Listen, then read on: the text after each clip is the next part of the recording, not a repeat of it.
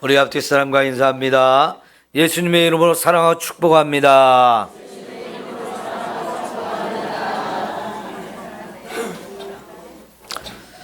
명절 잘 보내셨죠? 예, 감사합니다. 이제 오늘 말씀은 선지자를 하나님이 세워주시겠다는 말씀입니다. 이스라엘은 3대 중요한 직분이 있어요. 왕이 있고 제사장이 있고 또 선지자가 있는데요. 신명기 17장, 18장에서 왕에 대한 말씀, 제사장에 대한 말씀, 그리고 이어서 선지자에 대한 말씀이 계속 이어서 나오고 있습니다. 특별히 이 가운데 이 세 가지 직분은 다 하나님이 직접 세워주셔야 할 수 있는 겁니다. 내가 왕이 되고 싶다고 해서 왕이 될 수가 없어요. 제사장도 선지자도 다 마찬가지입니다. 이것은 오직 하나님께서 사람들 가운데서 선택하시고 세우셔서 특별한 사명을 주셔서 이 일을 감당하는 사람들인데요. 이 가운데 선지자라고 하는 것은 아주 특별한 직분을 가진 건데요. 때로는 왕이 선지자가 될 수도 있어요. 제사장이 선지자가 될 수도 있습니다. 때로는 그러나 농부도 선지자가 될 수 있어요. 그가 어떤 사람이고 어디에 있든지 상관없이 하나님이 원하시는 사람을 언제든지 선택하셔서 하나님의 말씀을 하나님을 대신해서 백성에게 전하는 이 귀한 직분을 맡겨 주시는데요. 그래서 하나님 말씀을 대언하는 자이기 때문에 그 권위가 특별하지요. 모든 사람은 하나님의 권위로 주신 이 하나님의 말씀을 선지자의 입을 통해서 들어야만 합니다. 여러분, 성경이 어떻게 기록되었나요? 대부분 선지자들에 의해서 성경이 기록되었습니다. 그래서 그 성경을 우리가 하나님의 말씀이라고 말하고 그 성경이 우리에게 있어서 언제든지 읽고 싶을 때 마음껏 읽을 수 있다는 거 참 감사한 일인데, 이 모든 것이 선지자들의 큰 역할이었던 것을 우리가 확인해 볼 수 있습니다. 특별히 이스라엘 역사 가운데 하나님이 선지자를 많이 세워주셨는데 그 선지자를 주로 많이 보내신 때가 언젠가를 여러분 가만히 생각해 보세요. 그것은 이스라엘 백성들이 죄가 깊어졌을 때입니다. 왕으로부터 시작해서 왕도 타락하고 제사장들도 타락하고 백성들도 왕과 제사장을 따라 다 이렇게 타락해서 온 나라가 죄에 깊이 빠지면 그때는 어김없이 하나님이 선지자들을 세우십니다. 그래서 그 선지자는 비록 왕이라 할지라도 그가 죄를 지었으면 반드시 책망합니다. 아주 심각하게 그 죄를 책망하면서 빨리 회개하고 돌이켜서 하나님께로 돌아가고 하나님 말씀에 순종하는 삶을 살라고 회개를 촉구하기도 하죠. 회개를 하지 아니하면 어떤 일이 벌어지는지도 이야기합니다. 하나님의 무서운 심판이 임할 거라는 거죠. 그러나 선지자들은 항상 그걸로 끝나지 않고요. 너희가 다시 믿음으로 회복하고 하나님께 돌아오면 하나님께서 우리를 위해서 놀라운 계획을 갖고 계시다. 우리를 축복하실 것이고 우리에게 큰 은혜를 베풀 것이다 하는 이 희망의 말씀을 반드시 주고 있죠. 선지자들의 말을 가만히 들어보면 회개하지 아니하면 죄에 대한 심각한 심판이 있을 것을 아주 강력하게 선포하지만, 그러나 그보다 더 귀하게 전하는 말은 하나님이 우리를 품고 계시다. 사랑하고 계신다. 우리를 기다리신다. 그래서 하나님은 우리를 위해서 정말 귀한 희망을 주시고 축복을 주실 것을 약속하고 있는 것을 우리가 볼 수 있는 거지요. 이렇게 선지자들이 하나님의 말씀을 받아서 선포하기 때문에 사실은 빙빙 좀 둘러서 사람들이 부담스럽게 듣지 않도록 할 여유가 없었어요. 아주 대놓고 직접적으로 그냥 바로 죄를 지적하고 공격하듯이 말을 합니다. 그리고 무서운 심판을 얘기합니다. 그러니까 누가 들어도 듣기에 쉽지 않아요.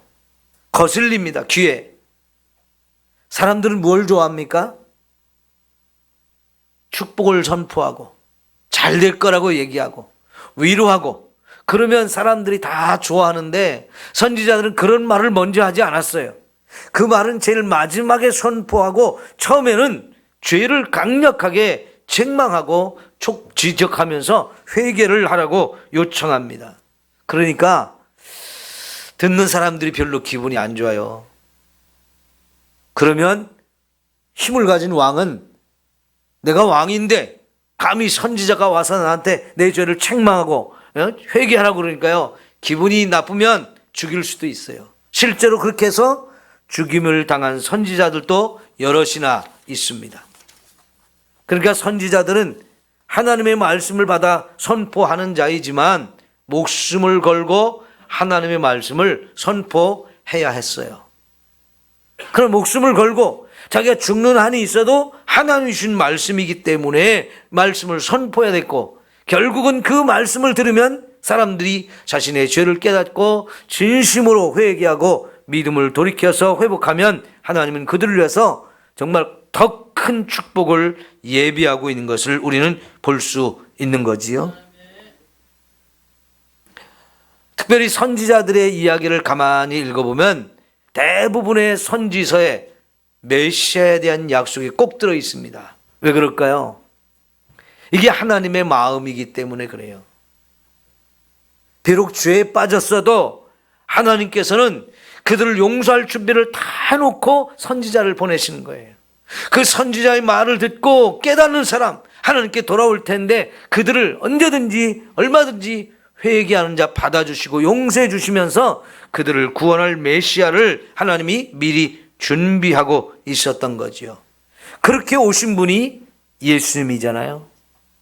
메시아로서 우리를 구원하러 오신 예수님. 그분은 왕권도 가지셨고 제사장권도 가지셨고 선지자권도 가진 이 삼중직을 다 가지신 유일하신 분이신데요. 그래야만 우리를 구원하시는 분이었기 때문에 그렇고요. 그래서 사실 선지자들이 메시아에 대해 예언한 것을 예수님이 다 성취하심으로 인해서 그 선지자들이 참 선지자이고 그들이 말한 메시지가 하나님 주신 말씀이라는 걸 확실하게 증명해 주신 분이 또 우리 예수님인 겁니다. 우리 16절에 보면 하나님께서 선지자들을 세워야만 했던 배경을 설명해 주고 있는데요. 시내산에 하나님이 강림하셔서 이스라엘 백성들을 만나셨고, 그래서 하나님이 말씀을 주실 때 백성들은 너무 큰 두려움을 느꼈어요. 하나님이 말씀하시는 걸 듣는 것만으로도 내가 죽을 것 같은 두려움을 느꼈습니다. 왜 그렇습니까? 하나님은 너무나 거룩하신 분인데 우리 인간은 너무나 큰 죄인이에요. 그 죄인된 인간이 거룩하신 하나님의 말씀을 감히 그냥 들을 수가 없는 거예요. 하나님 말씀하시는 것만으로도 우리는 죽음에 대한 두려움을 느낄 수밖에 없었는데요. 그래서 백성들이 땅에 납작 엎드리고 고개도 들지 못하고 벌벌 떨면서 모세에게 요청합니다. 우리가 하나님의 말씀 직접 듣는 거 우리는 너무 두려우니까 모세, 당신이 하나님의 말씀을 들으시고 그 말씀을 당신이 와서 우리에게 전해주시면 좋겠습니다. 그렇게 요청을 했어요. 하나님이 그 말을 듣고 백성들의 말이 옳다 인정하시면서 이제 그러면 네가 나의 말을 듣고 나 대신 가서 이 백성에게 하나님의 말씀을 전해라. 이렇게 해서 하나님이 선지자들을 세워주는 거지요. 하나님도 우리에게 말씀을 주셔야 되고 우리도 하나님의 말씀을 들어야 되는데 하나님이 직접 말씀하시면 우리가 직접 들을 수 있는 자격이 없어요. 그래서 하나님은 하나님과 우리 사이에 중보자가 될 수 있는 이런 선지자를 세워서 그 선지자가 대신 하나님 말씀 듣고 와서 하나님을 대신해서 그 말씀을 우리에게 선포할 수 있게 해 주신 거지요. 이렇게 해서 이제 선지자가 세워졌고 필요했던 건데요. 하나님은 그래서 언제든지 필요한 말씀이 있으면 이 선지자들에게 말씀을 주십니다. 여러분 15절을 한번 다시 읽어볼까요? 시작. 내 하나님 여호와께서 너희 가운데 내 형제 중에서 너를 위하여 나와 같은 선지자 하나를 일으키시니 너희는 그의 말을 들을지니라. 18절 또 볼게요. 시작. 내가 그들의 형제 중에서 너와 같은 선지자 하나를 그들을 위하여 일으키고 내 말을 그의 입에 두리니 내가 그에게 명령하는 것을 그가 무리에게 다 말하리라. 모세와 같은 역할을 하던 이 선지자를 이제 또 백성들 가운데서 분명히 하나님이 세워줄 건데, 그 선지자에게는 하나님이 직접 전할 말씀을 그의 입에 주겠다라고 말씀하시고, 그 선지자들이 전하는 말씀은 다 누구의 말일까요? 하나님의 말씀이에요. 그래서 여러분 예레미야서나 에스겔서를 읽어보면 여호와의 말씀이 내게 임하였다. 내가 어디에 있을 때 언제 하나님의 말씀이 내게 임했다라고 하면서 그 하나님이 주신 말씀을 이렇게 선포하는 것을 우리가 확인해 볼 수가 있잖아요. 여러분, 그래서 선지자가 말하면 그것은 반드시 하나님의 말씀이기 때문에 이스라엘 백성 전체가 그 하나님의 말씀으로 받아야 되는 거지요. 이제 데살로니가전서 2장 13절 말씀, 우리가 외워야 될, 암송해야 될 말씀에 있는데요. 거기 뭐라고 말씀하셨냐면, 너희가 우리가 전하는 하나님의 말씀을 받을 때에 사람의 말로 받지 아니하고 하나님의 말씀으로 받았으니 진실로 그러하도다 그랬어요. 하나님의 말씀을 전하는데 사람의 말로 받는 사람이 있어요. 그런데 데살로니가 교회 성도들은 바울이 하나님의 말씀을 전할 때, 저건 사람의 말이 아니고 하나님의 말씀이다, 그렇게 받았다는 거예요. 그걸 지금 바울이 칭찬하고 있고 하나님께 감사하면서 이 말씀이 또한 너희 믿는 자 가운데에서도 역사하느니라 그랬습니다. 하나님의 말씀을 사람의 말로 받지 아니하고 하나님의 말씀으로 받으면 그 말씀이 내 속에서 역사한다는 거예요. 살아있는 말씀이기 때문에. 여러분, 창세기 1장 2장을 보면 하나님이 세상을 뭘로 창조했어요? 말씀으로 창조하셨잖아요. 하나님의 입에서 나오는 말씀은 말하면 그대로 되어집니다. 그래서 말씀은 살아있다는 것이고, 그 말씀을 내 안에 품으면, 잘 듣고 그 말씀을 내 안에 품고 있으면 그 말씀이 내 안에서 살아서 역사하는데, 히브리서 2장 뭐라고 그랬습니까? 그 말씀이 좌우의 날선 검과 같다. 그 말씀이 우리의 관절도 찔러 쪼개고 혼과 및 영혼을 찔러 쪼개서 하나님 앞에 벌거벗은 것 같이 드러내놓는다 그랬습니다. 관절을 찔러 쪼갠다는 얘기를 여러분 잘 생각해 보세요. 왜 관절을 찔러 쪼개나요? 무릎이 상했을 때, 허리가 디스크가 왔을 때, 여러분 의사가 수술 칼로 그 부분을 찧어서 그 병을 도려내고 그 병을 치료하기 위해서 찔러 쪼개고 하나님 앞에 벌거벗은 것 같이 드러내놓는 겁니다. 그리고는 싹 치료하는 거잖아요. 마찬가지로 우리 육체만 그렇게 하는 것이 아니라 하나님의 말씀이 우리의 혼도 찌르고 우리의 영혼도 찔러 쪼개서 드러내놓는다는 거예요. 뭘요? 우리가 죄가 무엇인지를 그 말씀이 감춰져 있는 것까지 다 찔러 쪼개서 내 속에 깊이 감춰져 있는 것까지 말씀이 찾아내서 다 드러내놓으심으로 인해서 우리가 숨길 수가 없어요. 그래서 말씀을 들으면 회개가 일어나는 것이고, 그 회개할 때 하나님은 우리를 살려주시는 귀한 은혜를 주시는 거지요. 그래서 유대인들이요, 쉐마하는 말을 가장 두려워하고 중요하게 생각해요. 이 쉐마가 무슨 뜻입니까? 들으라 하는 뜻이에요. 하나님께서 들으라 하시면서 주신 말씀, 그게 바로 신명기 6장 4절부터 9절까지 말씀인데요. 시작이 들으라 이스라엘아 하면서 하나님이 이스라엘 백성을 다 부르면서 내 말을 잘 들으라 하면서 말씀하세요. 뭐라고 말씀하십니까? 우리 하나님 여호와는 유일하신 여호와다. 세상에 신은 하나님 한 분밖에 없다는 거예요. 그 하나님을 마음을 다하고 힘을 다하고 뜻을 다해서 사랑하고 그 하나님 주신 말씀을 내 마음에 새기고 그 말씀을 내 자녀에게 부지런히 가르쳐라. 그게 하나님을 사랑하는 것이고 그 말씀을 마음에 새기고 그 말씀대로 살아가는 거, 이것이 중요하다는 걸 하나님이 강조하면서 잘 들어 하면서 주신 말씀, 그게 쉐마 하는 말씀이었어요.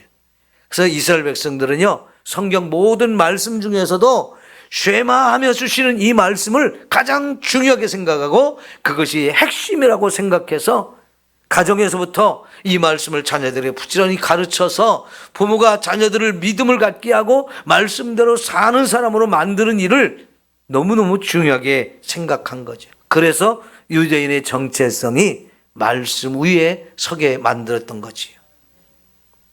이렇게 듣는다는 것, 하나님의 말씀을 듣는다는 것은 너무너무 중요합니다. 여러분, 로마서 10장에서도 보면 믿음이 뭐에서 나온다고 그랬어요? 들어야 믿음이 생긴다 했습니다. 하나님의 말씀을 잘 들어야 그 말씀을 들으면서 내게 믿음이 생기는 것이고, 믿음이 생기면 그것으로 인해서 우리가 구원을 받는다 그랬어요. 자, 사람이 마음으로 믿어 의에 이르고 입으로 시인하여 구원에 이른다 그랬어요. 그런데 그 믿음은 들음에서 난다 그랬습니다. 오늘 제가 하나님 말씀을 선포하잖아요. 그럼 여러분은 또 듣죠? 이게 중요한 것이 뭐냐면 이 말씀을 잘 들어야 내 마음속에 믿음이 생기는 거예요. 말씀을 들으면서 믿음이 세워지는 거지, 그냥 내가 믿겠다고 아무거나 믿는 것이 아닌 거지요. 하나님의 말씀을 듣고 하나님을 믿는 거예요. 그래야 그게 바른 믿음이고 그 믿음이 바로 저와 여러분을 구원에 이르게 하는 거지요. 그래서 이 듣는다는 것 너무너무 중요한 거예요. 하나님께서 들으라 하시면서 말씀하시면 이스라엘 백성들은요, 정신이 번쩍 나서 한 말씀도 놓치지 않으려고 길을 쫑긋 세우고, 그리고는 그 말씀을 듣고 반드시 바로 실행에 옮겨서 순종하는 삶을 살게 되어지는데, 어떤 신학자들은요, 유대인들은 동사민족이다 그래요. 동사가 뭡니까? 우리 행동을 가르치는 단어들이잖아요. 유대인들은 그래서 말을 할 때도 동사가 가장 중요해요. 사실 영어도요, 우리가 영어를 잘 모르잖아요. 영어를 누가 말하면 벌써 겁부터 나고 두려운데요. 근데 영어를 잘 하려면 다른 사람이 영어를 할 때 동사를 정확하게 들으면 영어가 정확한 거예요. 영어도 동사가 중요하거든요. 그러니까 히브리어도 그 동사가 가장 중요해요. 그래서 이 유대인들은 동사 하나만 딱 얘기하면 다 끝나는 거예요. 그 동사에 주어도 붙어 있고 그 동사에 이게 목적인지 소유인지 이런 것도 다 붙어 있어요. 그 동사의 모든 것이 다 걸려 있단 말이죠. 그건 뭐냐면 하나님의 말씀을 들으면 그들이 바로 행동으로 옮기는, 순종할 줄 아는 민족이었기 때문에 동사 민족이라고 얘기하는 겁니다. 이만큼 하나님의 말씀을 들으면 그 듣는 대로 바로 즉시 순종하는 게 중요한데요. 자, 19절을 한번 보겠습니다. 시작. 누구든지 내 이름으로 전하는 내 말을 듣지 아니하는 자는 내게 벌을 받을 것이요. 여러분, 하나님이 말씀하셨는데, 선지자를 통해서 하나님 말씀을 주셨는데 그 말을 듣지 않는 사람, 듣지 않는다는 건 뭐예요? 길을 막았다는 얘기보다는 말씀을 듣고도 순종하지 않는 사람. 그래서 우리 자녀들을 기를 때, 혼낼 때 그러죠. 왜 말을 안 들어? 말을 안 들은 게 아니고 듣고도 순종을 안 한 걸 왜 말을 안 듣느냐고 말하잖아요. 그죠? 같은 의미예요. 하나님이 선지자를 통해서 백성에게 주셔야 될 말씀을 하나님이 선포했어요. 그런데 그 말을 듣고도 순종하지 않는 사람은 하나님이 벌을 내릴 거라 그랬습니다. 왜 그래요? 말씀을 듣고 그 말씀에 순종하는 것이 그만큼 중요하기 때문에 하는 말씀이지요. 여러분, 그래서 사무엘상에 보면 순종이 뭐보다 낫다고 그랬어요? 제사를 10번, 100번, 1000번, 예배를 100번, 1000번 드리는 것보다 순종 한 번 하는 것이 더 중요하다는 얘기입니다.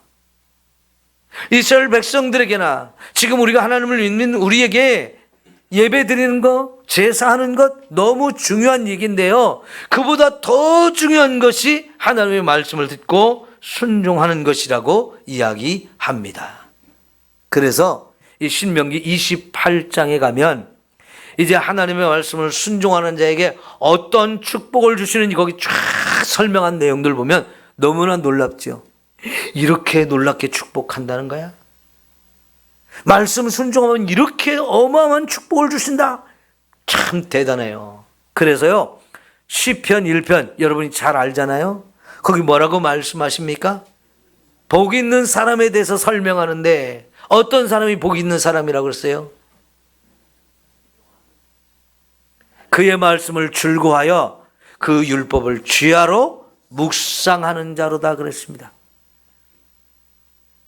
아침 저녁으로 일어나자마자 말씀을 묵상하고 말씀을 암송해요. 그리고 계속해서 그 말씀을 속으로 자꾸 되뇌어보는 거예요. 입으로 자꾸 선포해보는 거예요. 저녁에 잘 때까지 계속 말씀을 입으로 자꾸 선포하는 거예요. 그러면 죄인들이 나를 자꾸 깨워도 그 길을 따라가지 않는데요. 악한 자가 함께 가자고 악한 길로 우리를 이끌어도 거기 가지 않고, 오만한 자가 여기 와서 앉아봐, 이 일 같이 하자, 악한 계획을 가지고 우리를 그렇게 유혹한다 할지라도 거기 빠지지 않는 것은 그가 말씀으로 무장한 사람이기 때문에 그렇다는 거죠. 그래서 그런 사람의 삶이 어떤 축복을 받느냐? 시냇가에 심겨진 나무와 같다는 거지요. 여러분, 시냇가에 나무가 심겨지면 그 나무는 가뭄이 와도 걱정이 없어요. 이 나무가 자라는데 필요한 것이 물이잖아요. 시냇가에 심겨져 있으면 물 걱정이 필요 없는 거지요. 그러면 철을 따라 많은 열매를 맺는다. 이게 바로 복 있는 사람의 삶이에요. 말씀 붙들고 그 말씀을 따라 사는 사람에게 주시는 하나님의 축복이지요. 말씀대로 살면 이렇게 하나님이 책임지고 축복을 하시겠다는 이야기입니다. 사랑하는 성도 여러분, 말씀이 가장 중요합니다. 말씀이 저와 여러분의 가는 길을 가르쳐 주잖아요. 내 발의 빛이요, 내 등에, 내 발에, 내 길에 등이 되어 주신다라고 말씀하시잖아요. 말씀으로 우리가 가야 될 길을 가르쳐 주시고 인도해 주시고, 우리가 그 말씀에 순종하면 그 길이 생명의 길이고 축복의 길인 것을 믿습니다. 그래서 좌로도 우로도 치우치지 말라고 그래요. 왜? 좌로 치우치고 우로 치우치고 말씀을 벗어나서 내가 가고 싶은 대로 가면 그 길은 멸망의 길이 되어진다는 거예요. 사랑하는 성도 여러분, 하나님이 이렇게 선지자를 세워주신 이유가 바로 여기에 있어요.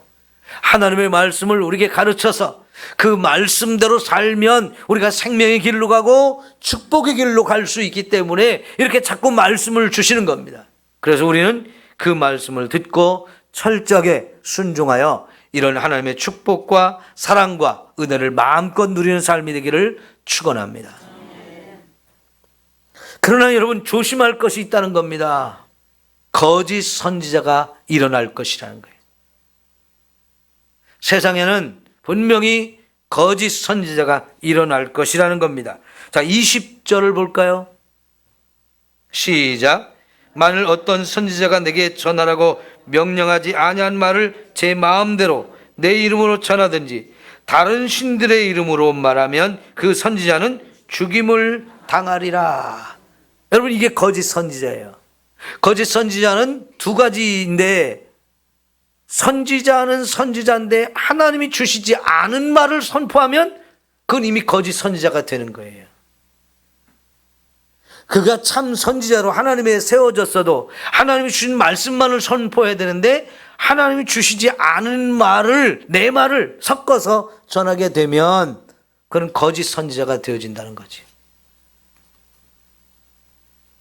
또 하나, 거짓 선지자는 하나님이 주시지 않은 사탄이 주는 말, 다른 신을 섬기는 자들로서 그 우상 숭배자들이 주는 말을 하나님 말씀인 것처럼 속여서 전하는 이런 거짓 선지자, 두 가지 다 거짓 선지자인데요.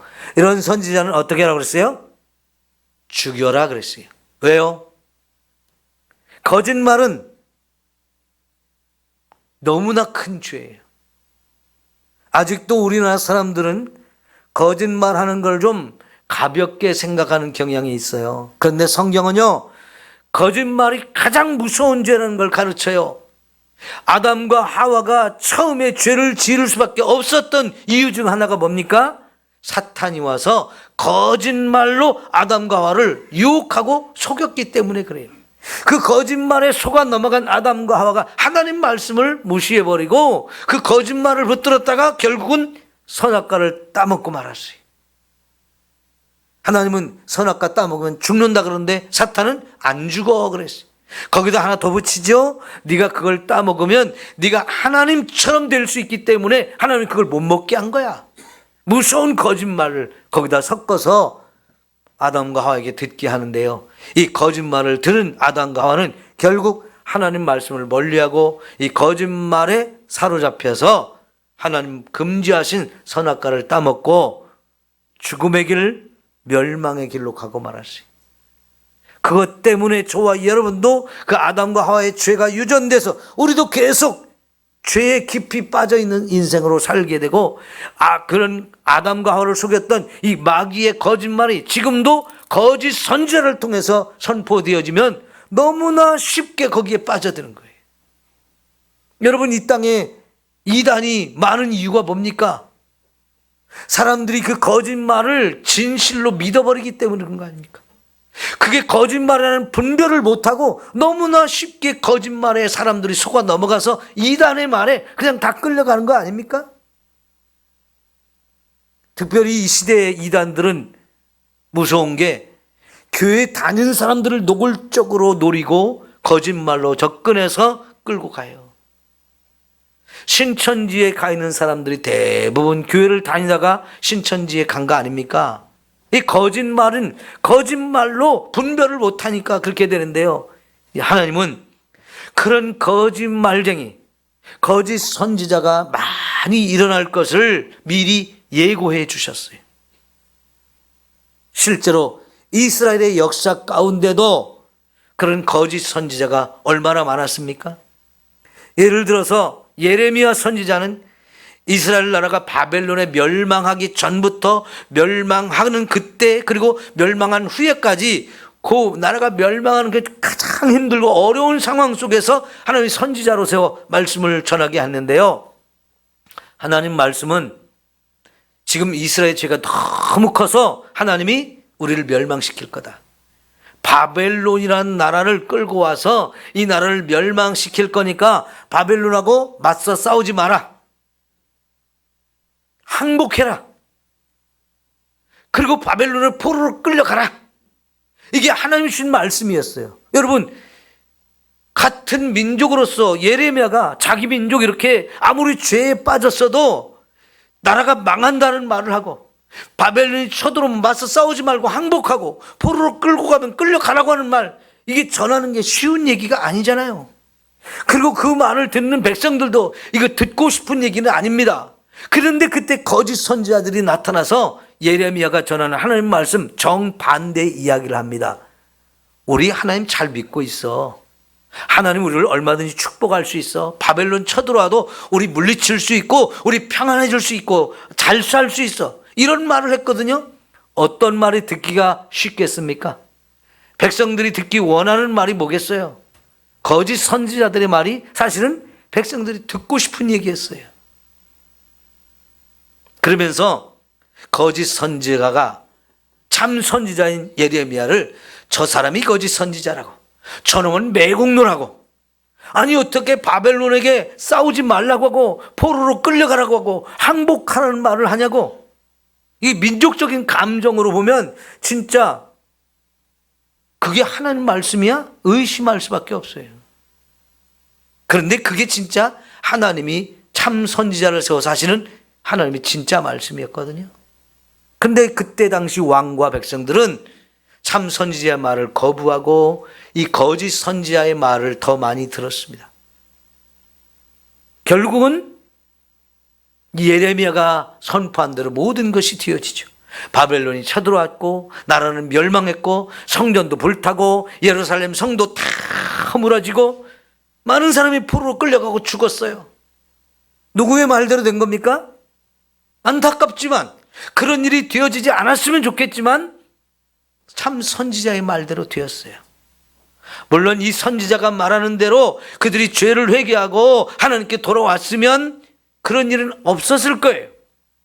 그러나 죄도 회개하지 않고 그냥 사탕발림의 소리만 귀를 기울이면서 자기들 잘하고 있다고 하나님이 축복할 거라고 이런 허황된 꿈을 꾸는 사람들은 결국은 죽을 수밖에 없었죠. 나라가 망하고 바벨론의 포로로 끌려가죠.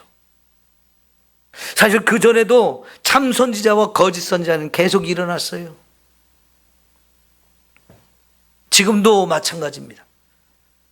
참된 하나님의 말씀이 선포되어지는가 하면 어느 교회, 어느 목사님은 지금도 하나님의 말씀을 선포한다 하지만 거짓된 복음을 전하는 사람들이 분명히 있다고요. 저도 그렇게 될까 봐, 저도 하나님이 주시지 않은 말씀을 선포하게 될까 봐 너무나 두렵고 조심스러워요. 하나님 말씀만 선포해야 되는데 내가 생각한 말, 내가 전하고 싶은 말 이런 걸 하지 아니하고 오직 하나님 말씀만 전해야 되는데 그런 유혹이 제게도 자꾸 일어나거든요. 그래서 참 조심스러운 거예요. 우리는 그래서 어떤 말이 참 하나님의 말이고 거짓인지를 분별할 줄 알아야 됩니다. 분별하기 위해서는 하나님의 말씀을 그만큼 우리가 잘 알아야 저게 하나님 말씀이지, 저건 하나님 말씀에 벗어난 이야기야, 이걸 우리 스스로가 분별할 수 있잖아요. 여러분, 베레아 사람들은 바울이 말씀을 전할 때 그게 정말 하나님의 말씀인지를 계속 상고했다는 거예요. 바울은 그걸 정말 칭찬했어요. 그 자세가 우리에게 필요합니다.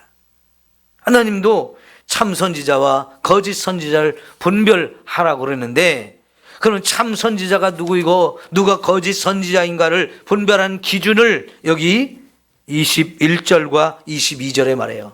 21절에는 누가 참 선지자인지, 어떤 말이 참 하나님의 말씀인지를 분별해야 될 것을 우리에게 가르쳐주는 얘기고, 22절 봅시다. 시작.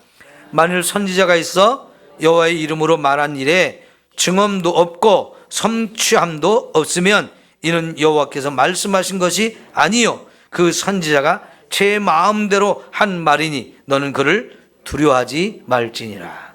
예, 선지자가 선포한 말이 그 말한 대로 성취가 되어지면 그 선지자는 참 선지자라는 거예요.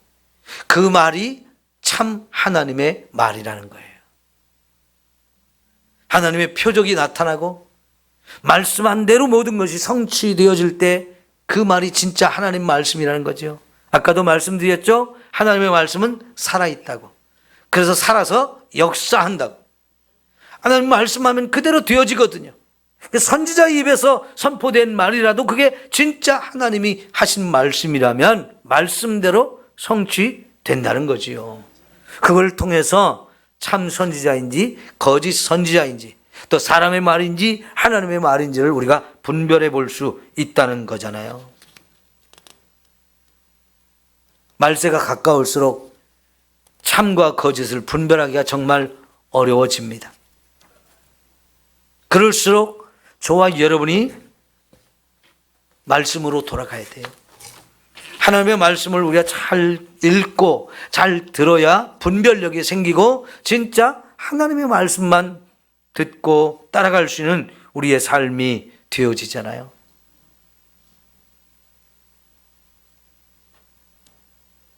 마지막 때는 물이 없어 가란 게 아니고 말씀이 없어서 가란 시대가 될 거라고 아모스 선지자가 말했어요. 홍수 때 마실 물이 더 없잖아요. 홍수에 어마어마한 물이 흘러가지만 그 홍수에 흘러오는 물 마실 수 있나요? 어마어마한 물이 있지만 한 방울도 마실 수가 없어요. 그때 진짜 참 샘물, 진짜 생수가 필요한데요. 그 생수는 하나님의 말씀이에요. 하나님의 말씀을 잘 분별하고 그 말씀을 들어야 되고 그 말씀을 들으면 우리는 반드시 순종하게 되면 그 길이 생명의 길이고 그 길이 축복의 길이 되어지는 것을 말씀하셔요. 하나님은 언제든지 저와 여러분이 꼭 필요한 말씀을 주시는 분이고 또 우리도 그 말씀을 들어야만 살 수 있는 사람들인 겁니다. 하나님 말씀이 아닌 세상의 말, 사람의 말, 사탄이 주는 말들이 지금 너무나 많은 이 시대에 살 때 우리 철저하게 하나님의 말씀만 귀 기울여 들을 수 있는 우리가 되어지기를 소망합니다. 갓난아기를 키우는 엄마는요, 항상 내 아기에게 정신이 집중되어 있어요. 자다가도 저쪽 아이 방에서 아이가 엄마하고 응애 하는 소리만 나도 벌떡 일어납니다. 왜 그래요? 자면서도 정신은 깨어 있거든요. 아기에게 가 있어요.